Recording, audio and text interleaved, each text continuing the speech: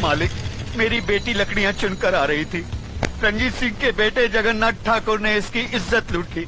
हम गरीब हैं, इज्जत के सिवा हमारे पास कुछ नहीं है। अब कौन इससे शादी करेगा? अब कौन इसका हाथ थामेगा? आप न्यायमूर्ति हैं, आप ही फैसला कीजिए मालिक।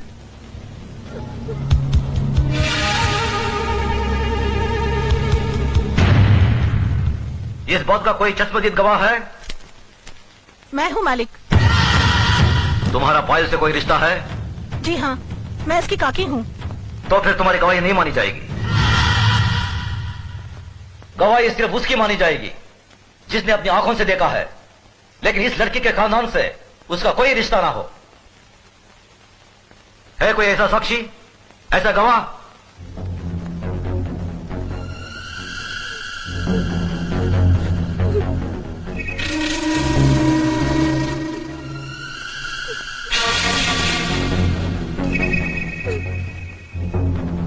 मैं हूँ मालिक।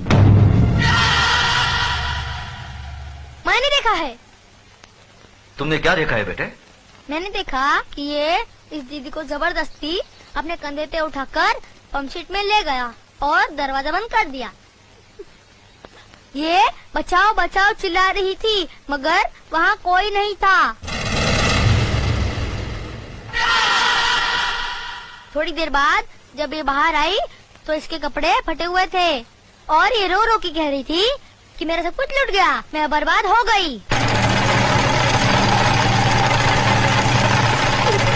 जगन्नाथ, कमीने कुत्ते, तूने इन गरीबों को क्या समझा है?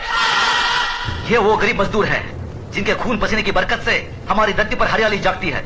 हमारे सर पर जमींदारी का ताज इन्हीं गरीबों की बदौलत है, जिसके बदले में उन्हें 2 वक्त की रोटी 2 गज की चादर मिलती है। और तूने उसी चादर में घुसकर इस गरीब की इज्जत लूट ली। फिर तुझ में और जानवर में क्या फर्क रहा? मुनीम जी, देवी माँ के मंदिर से सिंदूर ले आओ। जी मालिक। पायल, तुम इधर आओ। जिन हाथों से मजबूर करके इस कमीने ने तुम्हारी इज्जत लूटी, आज ये उन्हीं हाथों से तुम्हारी मांग भरेगा, तुम्हें अपनी पत्नी बनाएगा। यह हमारा फैसला है।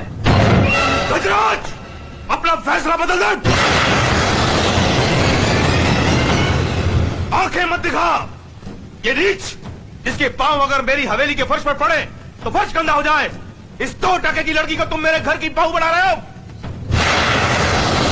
तो नहीं जानता, जमींदारों में तो ऐसी बातें होती ही रहती हैं। मजदूर औरतों और बालिकों के बीच में ऐसे खेल तो अक्सर होते रहते हैं। कोई अपनी बीवी नहीं बनाता उन्हें। खामोश! मजदूर औरतों की इज्जत जमींदारों के बाप दादाओं के कोई जागी नहीं होती जिसे वो अपनी मनमानी करे, रोन दे, कुचले। इज्जत इज्जत होती है, चाहे वो किसी ठाकुर की बेटी हो या किसी मजदूर की। पागल हो गया तू? तुझे इंसाफ करने की अकल नहीं है। तेरा अंजाम बहुत बुरा होगा गजराज।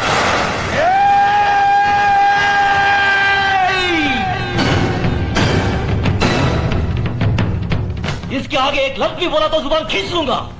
तेरी औकात मेरे सामने खड़े होने की भी नहीं है और तू मुझे ललकारता है। गजराज ठाकुर ने कभी किसी अंजाम की परवाह नहीं की। अगर परवाह की है तो सिर्फ अपनी आन, इंसाफ, अखलाक और ईमान की। इस लड़की के जन्म, जात, नाम, इसकी कोई अहमियत नहीं है हमारी नजर में। अहमियत है तो सिर्फ इसकी इज्जत, इसकी पवित्रता की। जगन्नाथ, मांग भर इसकी। गजराज!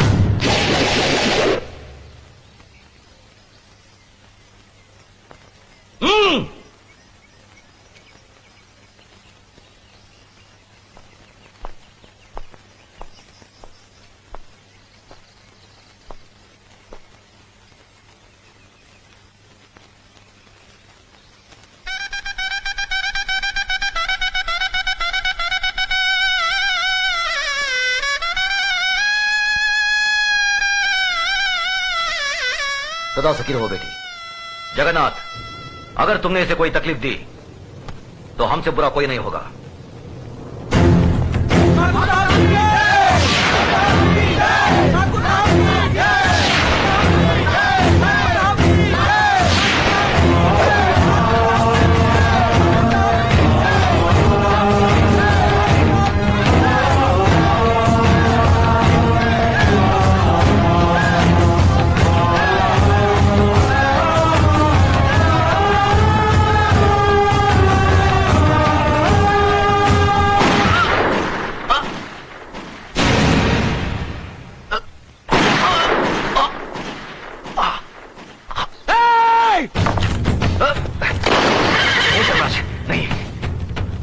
दुआ की बात गुजारना तुम्हारा धर्म नहीं है। बाबूजी, बाबूजी, भैया मेरे भाई को मार डाला, मेरे देवता समान भाई को मार डाला।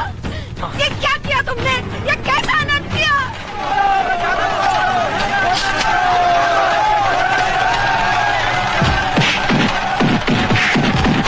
रुक जाओ, छोड़ दो उसे।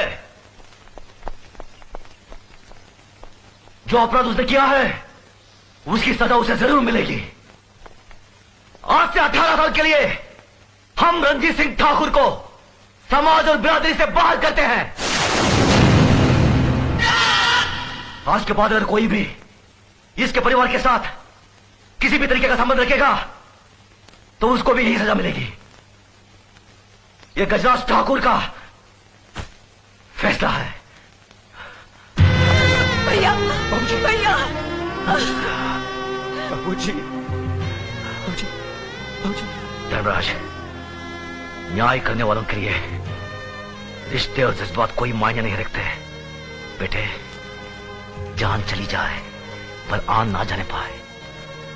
जान देकर जो आन की रक्षा करता है वही न्यायाधीश इंसाफ के आकाश की बुलंदी को छूता है।